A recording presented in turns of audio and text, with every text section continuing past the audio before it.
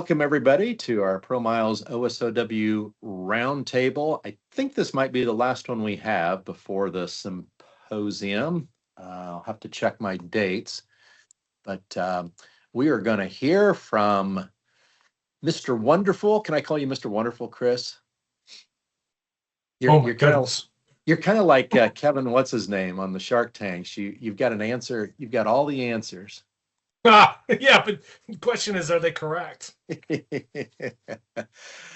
All right. We'll get to Mr. Smith here in a moment. I'm going to throw your agenda up, Chris, from you guys' website. You don't mind just kind of talking over it a little bit. But first, I wanted to show everybody, thanks for whoever is helping me admit folks. This is, a lot of our permit services on this call do some wonderful things. And I think I remark on Marca's newsletter from time to time, which I think is just outstanding. Gladys has been doing her thing for years with Com Data, and this is an email she puts out. And I got kind of amused at the, let me slide it over here real quick. I got kind of, now you're not going to be able to see it. The upcoming holidays. And it doesn't appear as if we've got travel restrictions for these presidents' birthdays. Is that correct, everybody? But offices may be closed? There might be a couple, like Tennessee will shut down. I think houseboats and a few things. There's a few. Wow. Did you say Tennessee permit office shut down? No, like I'm kidding. We're not going there. Don't want to get anybody in trouble. Okay, so President's Day, yeah, coming up soon. We don't celebrate that in terms of a day off at our place. Hopefully some of you folks do in your companies. But Mardi Gras, I didn't know Mardi Gras was sneaking up on us. What effect does that have on Louisiana or anybody? Anybody know? What on the scale? Yes, they have travel restrictions. I can Just- send a graphic into the chat that has it in there. Oh, cool. So go It's ahead, it's in the attached on that email, the travel Okay. restrictions. Okay. So You need new city permits for floats in New Orleans. Right? Yeah. They oh shoot, what I was gonna say. Never mind. Must have been a lie. And then Chris, Mr. Wonderful question for you, number one. What exactly, because you've been working with Vermont off and on, I think you had anyway. What is town meeting day? What happens on town meeting day in the state of Vermont? Oh man, I'm the last person. That sounds like, do we have any New Englanders on the phone? Y'all are really good about that old school direct democracy up there where everyone in the town can just kind of show up on the common and have a public meeting. I'm gonna guess that it's something akin to that. Makes sense. Kind of like they caucus in Iowa, only that's for election reasons. Yeah, I would be interested to know. I wonder if Charlie's on the phone with us today. Picturing someone in a tri-point hat ringing a bell and bringing out a lantern and calling the village together to discuss the redcoats or whatever the agenda might be. All right. Yeah, they also have the Battle of Bennington Day and Victory over Japan Day up there. Wow. Cesar Chavez Day in California, Chris. What's going on there? Must be like a California's own Labor Day kind of thing. Okay. Wasn't he a middleweight boxer back in the 70s or 80s? Maybe not. He was an immigrant, Stephen, we can tell you're an Easterner. That's Cesar Chavez. Oh, excuse me. For those of us from California who know a little Espanol. Yeah. And what are we celebrating in California on Cesar Chavez Day, Isaac? Farm laborers. Actually, he was also a major activist against illegal immigration. Wanted everybody to have labor rights. Cool. And before we get to Chris's interrogation questions, no, I'm just kidding. There'll be softball questions, Chris. Anybody have any state news updates from around the country, state sites, anything? you're willing to share with the group? I am ill prepared today. I have nothing. Alaska also has a upcoming holiday that's just state specific, and it's on March 30th. There's no travel restrictions, but the permit office is closed. Thank you. Was that Marka again? Yeah, thank you, It Marka. is. Hey, anybody, I've always wondered this ever since ProMiles acquired the state of Alaska, or we didn't acquire it. I'm starting to sound like Trump, aren't I? Since our software was put into their system. Who on this call permits even occasionally in Alaska? Anybody? We do. Mom, Daddy Amy? does. We do. We issue a lot for our carriers as well. Okay, before I get to you, Amy, what's the process like in Alaska? Notwithstanding our new system, is it different than permitting in the States? Anything different? The setup process of how you register is kind of funky. Okay. You have to go to a different site. They got to set up a user. Then you got to go add them in. It's kind of a, I don't know. It's not an MFA. It's just their way. Okay. I don't know if Jackie Dar's on the call or not, but does anybody remember there was one time years ago at an SC&RA meeting, or maybe it was probably a WSHTO meeting, where some nice young lady from Alaska, and maybe her boss one year too, joined us for a WSHTO meeting or SC&RA meeting. Jennifer Gray. Yeah, is she still there? Yep. Okay. Boy, it'd be nice to get Alaska back down again. Birmingham's probably a tall order for them, but maybe the next WSHTO meeting. I always enjoyed meeting those folks from Alaska. Amy, you had your hand up? Oh, no, I was just saying that we permit in Alaska as well. What's your experiences up there? Is it like night and day? Pardon the pun. No, it's fairly similar, other than the whole registration or having to have, we run Alaska plates because it's ended up being cheaper than getting temporary registration. But for the actual permitting, it's fairly similar permit wise. Okay. And are your drivers up there, Amy, or any of you others, Marka, Gladys, whoever, are your drivers like specialized drivers where they have to like, remember the blonde ice road driver lady? Do they have to have special talents or skills driving on ice, I wonder? Ours aren't. We just make sure that they're well prepared going up there, as you don't see a lot of vehicles. So we just make sure they have the appropriate equipment, and you don't have cell service up there. So we make sure that they have ways of communicating with the office. If you're not a Canadian firm, are most of the drivers for OSOW loads, Marka and Gladys, would you guess, probably Alaskan owner operators, maybe? No. No, we've seen a lot of customers that are going up there. I don't think it's now, in the past it has been mostly Canadian based customers, but we are seeing a lot of carriers that aren't based in Canada going there as well. Okay, very good. I think in and correct me, Mark, if I'm wrong, in Alaska and Canada, it's a little different where you can still travel regardless of the ice and all that on the roads, but in the States, you're supposed to stop running. Yes, they have. If anybody has never looked into Alaska permits, or if you're one of those people who likes to like geek out over really cool things, there is and I wish I can remember exactly. It's somewhere, if you search in Alaska oversized permits in a Google search, you should be able to find it fairly easy. The town people actually make their ice roads when it starts getting cold. They build, and there's an actual manual on how to build an ice road so that they can continue to move during,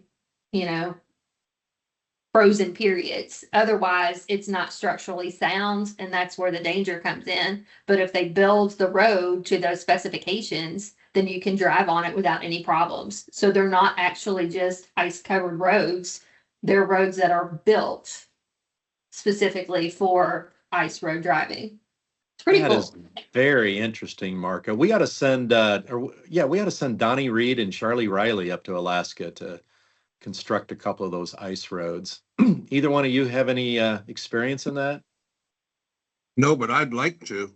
That's when I haul a load to Alaska, I've lived part of my dream. Oh, you've been up there driving.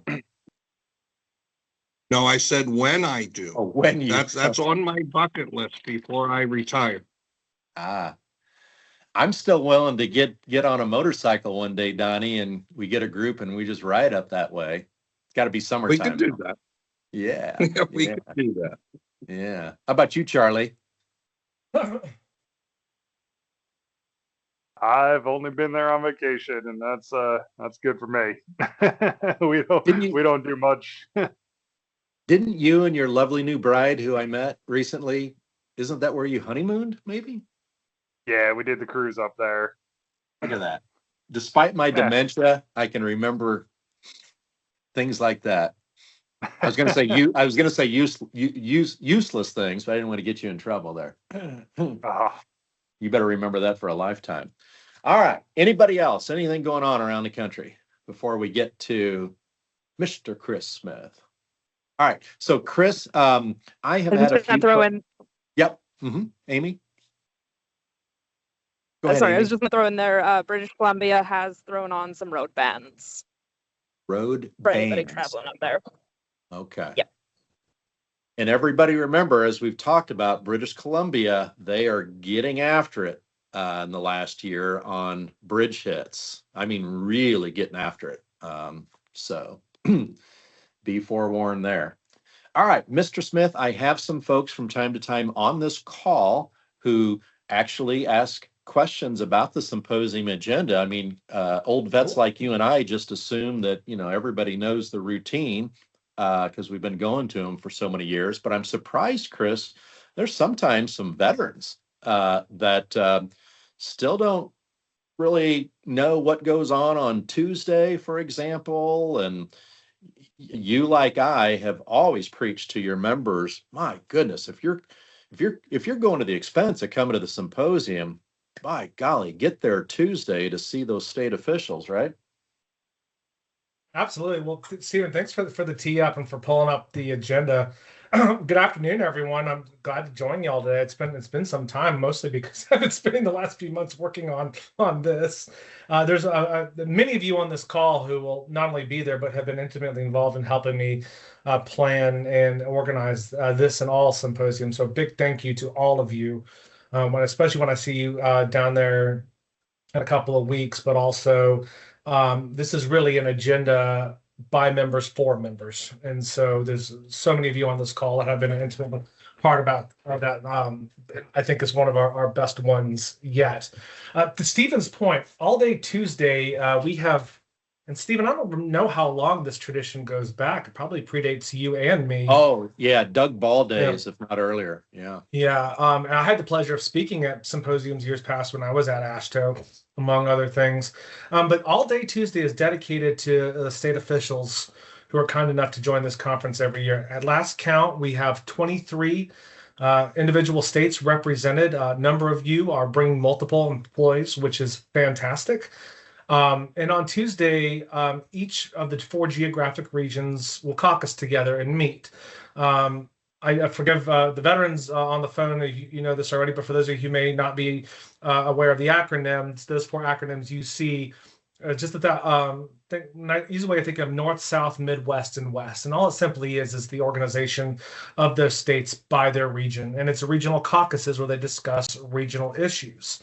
One of the things that we've started adding back in recent years is there's a 90-minute segment within each of those meetings where the state officials present will break off and allow all of you to have one-on-one meetings at 10 or 15-minute rounds. There's a link on the page to sign up for those. Most of them are pretty full at this point, but it's a great opportunity for some of that one-on-one interaction. If you got a big project coming up, if you got questions about a new permit system or process or policy or law, that's a really, really good opportunity to hear from them and allow them to meet you and really build that relationship. It's a year-long, building the relationship, I can't stress enough, building a relationship with the state officials is a year-round I would say both opportunity and obligation for any of us in this industry. But the symposium is really the chance where you can put names and faces together. And in both formal and then informal settings. Birmingham's a great town, a lot of good restaurants and sites around the hotel. This is where friendships are made and relationships are made that last a lifetime. So Chris? take advantage of that. Take every advantage of that you can. Chris, Yes. let's get a state official's perspective on this. Let's start with Mr. U. Erickson, our good friend from Indiana. Jay, you with us? Unmiked for a second? He is not on, guys. He just actually. Okay. That's okay. Judith? But Judy Ju- is, and I got Judy, a special nod to Judy for later in the agenda. So Judy, if you if you want to talk about the Tuesday thing, then I can talk about you on Thursday. Yeah, tell some of our members here, Judy, who have only been to maybe one or two symposiums or not experienced the Tuesday. What do you see in it, not only from your state perspective, but if you were a carrier? Last year was my first symposium where I was able to sit in on the Masto in our group, and the benefit, like Chris said, having that face-to-face communication with so many of the industry that we talk to on the phones all day, creating that rapport, and when they go back, they still have our contact. They can call us with those big jobs. We can set up meetings. For us, permitting offices with revenue, but our governing agencies NDOT, so we have to create those lines all the way across. And when we get the opportunity to sit with the carriers and hear what they're needing, it just reinforces that. And Dwayne Murdoch, if you got your ears on, I know you were kind of an intimidating looking guy back in the day, but first timers on this call, or even old timers, they should not be wallflowers, right? Don't be afraid to approach a state official and engage them, or buy them a cocktail or two, right?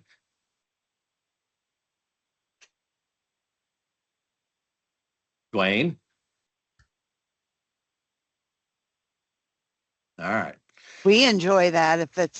We enjoy those conversations immensely, especially when you're in the open and just the open networking. Absolutely. We enjoy speaking to everyone and putting all those faces with names that we talk to all day. Absolutely. And finally, as I always say, Chris, everybody has to follow the rules, right, in every state, but we're all human beings. And 6 months later, if you've got to call a state office for whatever reason, and you happen to make contact with that person that you've interacted with and talked face to face with, because we're all human beings, it can make all the difference in the world, can it, Chris, for those later communications between your members and states? Absolutely, and we'll talk about this as we look at some of the panel sessions coming up later in the week. But one of the things that we hear a lot from our members and states as well is, with all the amazing automation work that has occurred in the last decade in terms of cranking out permits, what's left now are the jobs that are still very complicated, very complex moves, very large, heavy equipment, the things that can't be automated or can't be auto issue. At a time when you're seeing a lot of institutional knowledge changing on both the government and the industry side, there are Stephen, you may disagree with it, but I think for the foreseeable future, there's always going to be a certain number of jobs that are never going to be automated just because of the complexity and the nature of it. But that's where the human element comes back in. That's where these relationships are born and fostered. When you get that rejection from the machine on a route, who's the human on the other side of that who can tell you why or what you need to do, or can help you navigate the system? And that's the human element of the technological age. I can't underscore how important that still is. I see Charlie raising his hands because Charlie's going to be moderating a panel on this very subject. So I'll let him do better, give it better credence than I just did. Well, I was just going to say for the human perspective, like you were just talking about, Chris, for all the first timers and everything coming on the carrier side, I have time and time again now from these events seen direct results from the conversations that I have personally had with the state officials that I've spoken to. Whether it's meetings afterwards or just like you said, Stephen, be able to call and have that relationship already. And that human element where there's so many times that the officials that are sitting in the office don't or aren't aware of some of the problems that we're seeing on the other end of it, and having that human connection, that face-to-face relationship is a complete game changer in helping solve some of these issues. Yeah. Like I said, we've literally seen time, and every year I see direct results from these conversations. And speaking of automating jobs, Chris, this might surprise some folks, but I think I heard a rumor the other day. I don't know if I should say this out loud or not. Mr. Izzy was considering maybe automating his company's presidency position or something. I don't know, Don. I don't know, Donnie, if I was supposed to say that out loud or not. But, That's a no-brainer and a pretty low bar. So there's Dwayne Murdoch. How are you, buddy? Can you hear me now? Yes, sir. Oh, okay. Yeah, I don't know what was the deal with my mic was. I was just going to say, for sure, if there's a state you want to talk to, or there's a state you operate in or interested in, that's the whole reason that's the whole reason they're there. I mean, SC&RA provides this, the benefit of having a place for these states to come together and meet in person, which they couldn't do on their own. Washington does, but all the other ones I don't think have any in-person meetings except for this. And so definitely from being on both sides of the fence, I can just tell you from a carrier's advantage, this is probably one of the most valuable things for the whole conference, to be able to go talk to the people that you're having to deal with face to face. And my advice is just walk up, say hi, and be nice. Don't start bitching at them about whatever, because they're just people, and they're gonna remember you one way or the other. So leave a positive impression, because I will tell you that will pay off for you throughout the year. That's a great. I have people when I was there. I had people I dealt with on both sides. You got to treat them all the same. But the ones that just want to work with you, you want to work with them. So if you're having a problem, say, hey, what can we do? What can I do to help this be faster? I mean, don't walk up and say, y'all are slow and y'all suck. Say, hey, I'm having an issue. What can I do to put less workload on your agency or whatever? You know what I mean? Just use common sense, but for sure, take advantage of that opportunity. Don't just sit there and look at them. Go up there and talk to them, because that's why they're there. Such a great point, Dwayne. And that reminds me, Doug Ball taught me this, and I know Chris is probably aware of this as well. Thankfully, SC&RA members, by and large, are obviously very professional and such. But every once in a while, Chris, we do have to be aware in case one rogue member or non-member does, start slinging tomatoes. This is a professional meeting, right? It is. This is just be a good person. I think the same rule applies. That my 5-year-old's in the other room, homesick today, and I think the same rules I give him apply to this and to life. Just call it the golden rule, call it doing others, anything but that applies everywhere. Here, no different than any other human interaction. All right, take us into Wednesday, Chris. All right, great. So Wednesday is kind of a dual track in the first half of the day. You will have a series of SC&RA committee meetings, which you see here, which is the Permit Policy, Pilot Car, and Safety Education and Training Committees. A number of you on this call are both former and current members of those committees. And this is where a lot of the roll up the sleeves policy work gets done. This is where the members come and discuss issues that they're facing in the industry, action plans and suggestions for how to tackle them, and resources where the association as a whole can provide to support you in your individual job functions, but in your organizational functions as it relates to executing specialized transportation in general. Chris, what's the proper role for newbies? What's the proper role for an audience member at one of your committee meetings? Audience members, ones like this, we will get very large crowds. So I would simply ask that you allow the business to proceed with the members first. We do observe Robert's Rules of Order. There will be times when a chair will want to get input from the audience, and you'll hear him or her say that. There'll be times when they ask to say it at the end. We try to build in enough time at the end of each one of these to allow a public comment or a time where anyone can get up and do it. And then, we do encourage dialogue. I don't want anyone to think like they can't be heard or it's super formal, but there is an agenda, or are agendas to these that do need to be worked through. And I think what many of you will find if you haven't sat through an SC&RA committee before is one of the pieces of feedback we get all the time from first-time attendees is, wow, I thought I was the only one in the world facing this problem. It was so refreshing to hear a table of my peers living the same thing that I am. And so I think that's one of the values you get out of the committees.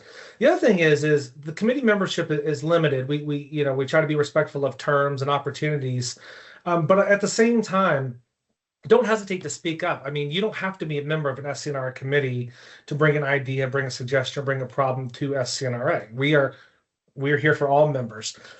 Excuse me. The committees are essentially the construct by which we flesh out those ideas, prioritize them, and then marshal our resources together to advocate for them. And so it's really where you get to see the work in action. So now at the same time across the hall, all of those state regions that I mentioned yesterday, they will come together in a national body under the AASHTO Association and have a 4-hour meeting along the same time. And it is open as well. Excuse me. I'm going to give you a break a second, Chris. Jim Schwartz had his hand up from Indiana. Jim? Oh, yeah, I was just going to add that, and I don't want to take it away from Chris, but we're sending a team of about 4 to 5 people to SC&RA. This is a very important program for us, and we know that we have more to gain by being there than not being there. And we appreciate, if a carrier wants to come up and talk to us, we are there for that reason to talk to you.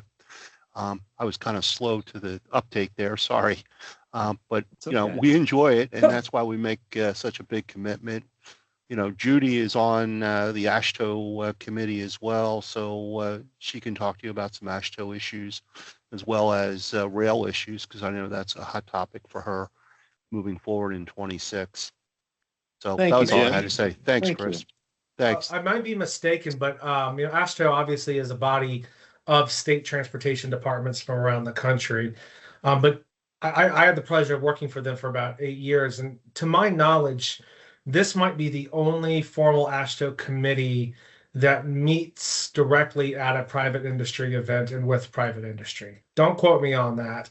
Most AASHTO events and meetings are amongst fellow state DOT practitioners. And of course, the industry is allowed to attend and do it. But this is one of the few that I believe actually holds its own meeting alongside industry. And again, I think we've said it a couple of times already here this afternoon. That's self-explanatory of why that works and why that's a great thing. So take advantage of it, and especially if you've got multiple people from your organization joining us, you can. But all the meetings Wednesday morning are open, so you can switch trade, do whatever you want, cover that as you can. So, all right. Well, that'll end of the first half of day 2 is the end of the state program and the start of the symposium itself. We kick off at 1 o'clock. Joanna Jungles, our current transportation group chair, will get you all up to speed on some of the latest things that the association is doing and that we're working on in the advocacy space. And then we have what I'm really excited about, a really good, frank, and open panel with 3 CEOs in our industry that is intended to kind of pick their brains and have their perspective on the high-level perspective on what the state of the industry looks like in 26. We're 6 years removed from COVID now, but we're fastly approaching a new era of technology and things, and that's a lot. Having a group of these gentlemen in the captain's chair dealing with that and having to manage and execute on that in their own organizations, I think will give you some very special insight. We were very particular in inviting the 3 gentlemen. You'll notice there's a nice diversity in both terms of fleet size and scope as well as geography. John Buchanan is in the Midwest. Mr. McVeigh is out on the West Coast of Southern California. and Mr. Izzy is in the Northeast. And so it's truly a national conversation because, as you all know, this can be a very regionally heavy industry as well, too. Sometimes the problems that New York City face aren't quite what Boise, Idaho do. This will give a chance to have that full level scope in a comfortable, frank, and open manner with three very, very well-respected executives in this industry. Following that, we'll go into a dual track breakout session. For those of you who are in the safety space and insurance space, SC&RA has who we call a preferred or endorsed market provider. National Interstate Insurance is our endorsed insurance underwriter for the crane rigging and specialized transportation industries. Two of their executives will be doing profiles in excellence. It's kind of a retake of John F. Kennedy's Profiles in Courage, of perspectives and reflections on specialized transportation companies that have performed extraordinarily safe and extraordinarily successfully, balanced that thing, and really are remarkable in some of the safety culture and innovations they brought to their companies. At the same time, I will be hosting a role-playing event across the hall called The Price is Right, which if you all want to have a little fun and kind of get out of the box a little bit, what we're going to do here is we're going to have four teams who will have 1 hour to examine a piece of freight on a specific, or not a specific, but a general origin destination route, and you all have 45 minutes to prepare a bid. And each group will submit their bid at the end, and it'll be reviewed by two mystery guest shipper judges who will evaluate the bid, and we'll talk about why certain bids would win or not. And so whether you are a permit manager, a safety manager, a CEO, a state official, a pilot car operator, whatever it might be, please come to this because that's the whole point. All of these different factors factor into the pricing of a specialized transportation move. Hey, Chris. That's what we'll be tackling. Yeah. Just want to understand the ground rules. Can Sure. members of the audience bring any specific software devices they might have or products to aid them in their quoting? I mean, all of y'all are going to have phones or something. I think, my recommendation might be is if you're at a particular table and let's say the discussion is talking about, well, we need to understand how fast we can get the permits in 3 of these states we're traveling in. That would be an opportunity for a vendor to say, hey, well, we use the XYZ system for permit accuracy, or another table might say, well, we use this TMS because we're going to have to marshal some of our equipment to make this move happen, and we need to use this piece of software for our supply. It's really wide open. It really is wide open. Just keep in mind it's 45 minutes, so there's only. I'm going to be watching. I'm going to be watching you, Charlie Riley, over your shoulder to see if you're using ProMiles or Oversize IO Quote Manager, or anybody else's for that matter, as you're speeding. You are through allowed your to bring tools. I'm excited about this, and I'll give him a shout out because he's on the phone. This was Kevin Quatang's idea on some planning calls we had earlier. So thank you, Kevin, for bringing it. But where it went is I was a Model UN nerd in college, so there's a lot of role playing and policy playing and that kind of organization. And this brings me back to a lot of the days where we did simulations of international events when we're simulating the bidding process of an oversized overweight project. So it's intended to be fun. Great idea. And then finally, our headliner for the afternoon is we are honored to have President Trump's new Federal Motor Carrier Administrator, Derek Bars. He is coming in from Washington for the day. I believe he's also addressing the AASHTO committee in the morning.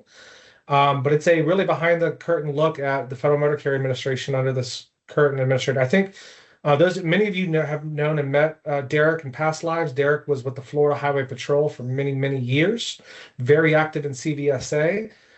Comes with an incredible resume of industry and law enforcement and safety, the right man for the right job at the right time. I'm really excited that he's honored that he's willing to give up a whole day of his busy schedule to join us and be with us in Birmingham. And I got to pat you on the back, Chris. I think a lot of people on the call know, but many maybe not, especially for a trade association that is a niche trade association, specialized as we are.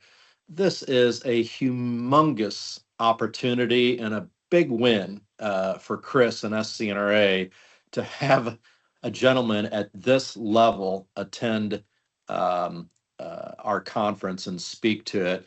And because Chris, is so unique and he's at the top of the ladder, what would your advice be to folks on this call in terms of approaching him, not approaching him, what have you? I've had the opportunity to meet him a couple of times. He's a very incredibly approachable, kind person. He will talk to anyone. There's going to be a bit of a Q&A session at the very end, so don't be shy. We'll have microphones running around. And I think he would tell you the same thing at the ASHTO meeting that morning as well. Derek's very much, even though he's a high-ranking federal official now, he's very much still a civil servant, and he takes that very seriously, that he is here working for the taxpayers and working for the people. He's committed his entire career to that, and whether it's Florida Highway Patrol or FMCSA, I would say that the one challenge for all of us with Derek is, we know this is the second term of the Trump administration. The clock's ticking on his role in this role. So now's the time to strike while the iron's hot. If there are major federal policy or safety areas that are a concern for any of you, let's talk about it. But we have an audience with the boss. So, well done and congratulations, Chris. And Danny Wells, and then Chris, I'll have you kind of speed through Thursday real quick. Sure. I was just going to say, Chris and Stephen have both expressed very well how important it is for SC&RA to have Derek there with us. But for those of you that don't know Derek, just to kind of put a little pin on this, it's probably just as important, if not more so, to Derek Bars to be present with us at SC&RA. He actually, he told me, and I didn't realize this, this is not his first symposium. A couple years ago, we were in Orlando, and between his retirement from the Florida Highway Patrol and his appointment in Washington, he was with a engineering firm called H&TV in the Orlando office. And some of you may remember Julie Southern and the Landstar team were kind enough to do a live inspection demo. And Mr. Bars at the Civilian Barnes was there at the time. Bars was there at the time, and I have very clear memory of the event, but I didn't put two and two together until I looked at it on the screen and suddenly remembered his presence there at the time. So this is not his first symposium, which is even more impressive when you think about. Well done, Julie. Well done, Julie. All right, Thursday morning, get up early, get some breakfast. We're going to go back through the 4 Job of the Year winners from 2025. If you haven't seen this competition at our annual conference, you're missing out. State DOTs, please come to this if you can. There is no better visual demonstration of how all the work this industry does and comes together than what you're going to see in this hour block. These are the best of the best jobs over the last year that won our premier award. But the whole competition on the trucking side had over 18 competitors, and we do put up a video at the beginning honoring all 18. It really gives you a perspective of where everything comes together. That permit application that comes across your desk really does mean something. This is a way to honor that, to recognize that, to celebrate that. And the video that has all 18 jobs, we are making it available online. I know a number of you and state officials have reached out to me and like to use it as a training module or an opportunity to share with your staff or with some of your own colleagues in your departments. Please do. That's what it's there for. That's really where it all comes together. 9 o'clock is one of my favorite events. It's our keynote session. It's our headliner motivational speaker of the year. A big shout out to Mr. Charlie Riley for recommending this gentleman. Charlie, I actually told him the other day that one of our members walked with him over the bridge in one of his worldwide walks, and he thought that was fun. He definitely wants to say hi to you when he gets to Birmingham. But Tom's got a fantastic story. I don't want to spoil it for you because it is so good, but you just are scratching the surface of the iceberg here when you read his background. And then we'll go into a couple of final dual track sessions for the afternoon. These are your choice. Again, Mr. Riley is headlining or is moderating a session, Human Marketing in a Digital World. This is where where Robert and Allison are going to have some frank and open conversations about how they deployed AI and automation across their organizations, but the pros and cons that come with that. We're not just talking permitting, route planning, we're talking everything from human relations to billing to quoting to management stuff. The technology, I read a fascinating article this morning that it's here. We're at a point now with AI and automation. It's not of what is coming, it's here. How do we get our hands around it and understand what this means? And this will really unpack that. At the same time, permitting unplugged. I made a nod to Judy here a minute ago, but we're going to have a handful of state permitting officials join us on stage. I'm not going to share who else. I've already given you a spoiler alert that Judy's going to be one. But this is sort of if any of you have been to Washto, this is where the state officials line up on the stage and it's rapid fire questions and everyone gets a chance to ask a question and hear an answer. Since we are privileged to have 25 states with us, it was kind of hard to have 25 on stage, but we'll be sure to reveal the other 5 when you get there in a couple of weeks. The last 2 sessions of the afternoon, this was one that I didn't know a lot about when I planned it, and I've become more and more fascinated about it. No, Stephen, it's not your session because I'm fascinated by that one too. But cab confessions. If any of you are on the safety and insurance side, you know what a cab report is. And we've been having a high-level thesis conversation at SC&RA for many years now, but especially this year. What does it mean to be a safe specialized carrier? How is that defined? Now, Administrator Barrs is going to talk about data queues and CSA scores. Obviously, the insurance industry has very heavy opinions and metrics on how they underwrite your businesses and your safety profiles and records. Well, one of the ways they do is through your cab report. And so our 3 brokers here are going to break down an actual cab report and tell you what it is that brokers and insurers look at and how to position your company and its safety record to get the best rate possible. But it's very much a conversation about metrics and definition as what defines safe. And there's a lot of people who aren't in this industry that have opinions on what safety means for a specialized transportation operator, but you all are the ones living it every day. What does it mean to you? And that's a bigger question for a future, for a future roundtable like this, for future symposiums. But this is the start of a lot of work we're doing in the area of getting out in front. Because what we're also seeing, and the word bridge strike was mentioned a little earlier in this call, is you're seeing a not unusual or unknown, but often knee-jerk reaction by some regulators that when a bad thing happens, one bad apple spoils the entire bunch. So underlying the cab confession conversation and others is we have a duty as an industry to not only operate safely, but to tell that story so that we can separate the wheat from the chaff. Yes, sir.